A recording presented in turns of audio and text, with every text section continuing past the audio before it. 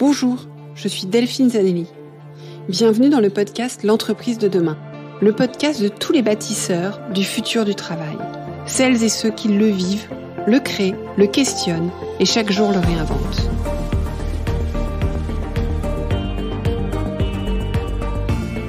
Une entreprise plus vertueuse et soucieuse de son impact social pour une société meilleure.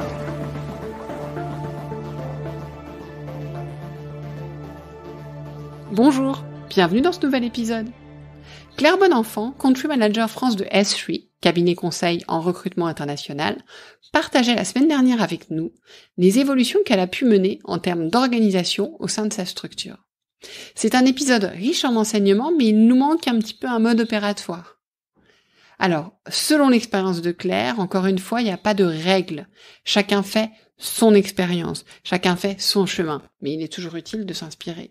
Claire me disait d'ailleurs d'avoir beaucoup fait en lisant, en discutant, écoutant des conférences, même si elle aurait aimé être plus guidée. Mais ça, on en reparlera plus tard.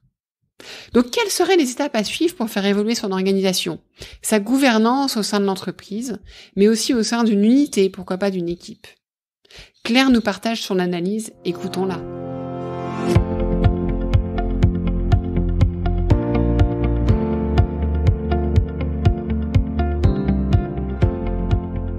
Si on récapitulait, si on se disait, voilà, moi je suis dirigeant, j'ai envie d'emmener mon organisation ailleurs, quel que soit le modèle. Ouais. Donc ça serait quoi les étapes? Allez-y. Ouais, pas de souci. La première étape, c'est se dire quelle est ma conviction. Ouais. Et je pense que il faut travailler ça assez fortement. Moi, je sais que j'ai passé vraiment de nombreuses semaines à réfléchir à ce point-là avant de me lancer.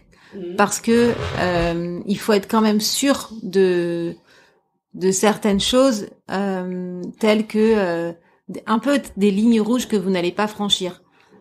Tout comme la question du cadre, elle est hyper importante et donc il faut prendre le temps de clarifier ce cadre le plus possible. Et donc ne pas hésiter à se faire aider pour cette partie-là par des coachs externes, par des facilitateurs qui peuvent vous challenger. La deuxième étape ensuite, c'est de partager cette conviction, ce rêve, on va dire, cette ambition, ces croyances avec votre équipe la plus proche d'abord et les questionner. Est-ce qu'ils en ont déjà entendu parler? Qu'est-ce qu'ils connaissent déjà sur le sujet? Vous allez certainement être surpris parce que certains ont certainement déjà des notions dessus mais n'ont pas osé vous en parler ou n'ont pas jugé que c'était adapté à votre société. Et essayez de commencer à nourrir cette vision que vous avez avec, comme je disais, du contenu externe. Donc événements, podcasts, livres, vidéos, c'est pas ce qui manque actuellement, mais qui puissent aussi avoir la liberté d'aller créer leurs propres convictions. Et donc ça peut être de leur mettre une sorte de bibliothèque à disposition et de leur dire, là par exemple c'est un bon moment de dire pendant 2-3 mois, vas-y, réfléchis et puis on se revoit. Et petit à petit, toutes les 6 semaines, on en discute. Tiens, j'ai pensé à cette idée, mais je vois pas du tout comment ça peut marcher. Enfin voilà. Et une fois que vous avez convaincu, je dirais, et que vous avez développé une nouvelle conviction commune avec ce groupe autour de vous, donc on va dire les 10 personnes les plus proches de vous, et bien là, de commencer à partager cette conviction avec l'entièreté de votre entreprise.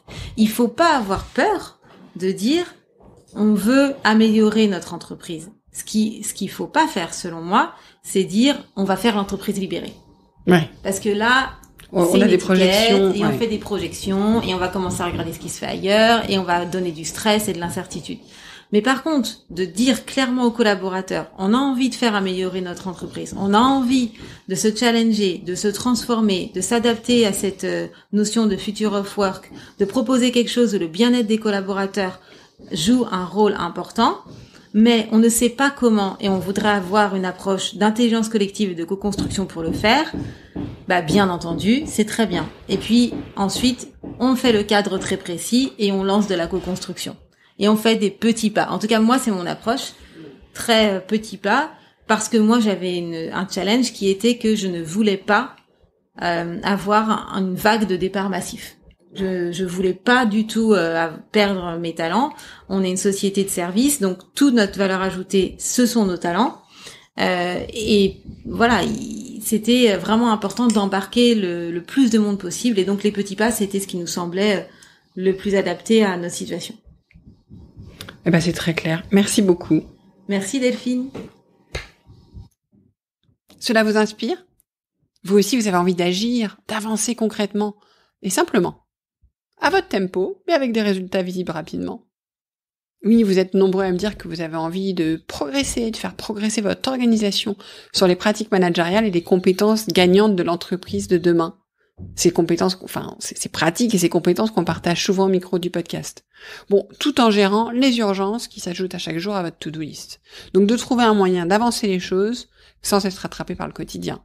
Mais aussi de booster l'engagement et le leadership de chacun pour transformer le tir et atteindre une performance durable, individuelle et collective. Bref, vous avez envie d'agir différemment, par vous-même, c'est très important, mais en étant quand même guidé, stimulé, soutenu, toujours pour pas que le quotidien reprenne le dessus. Alors, restez à l'écoute. Je vous proposerai très vite quelque chose de tout simple pour passer de l'intention à l'action dans bien des domaines par vous-même, pour vous et votre organisation. Je vous en dis plus très très vite maintenant. Merci pour votre écoute. J'espère que l'épisode vous a plu. Faites-le moi savoir en laissant des étoiles et des commentaires sur Apple Podcasts. Cela me permet de le faire connaître, le podcast, et m'encourage à le poursuivre. Rejoignez-moi également sur le groupe LinkedIn L'entreprise de demain pour échanger avec d'autres auditeurs, proposer des invités.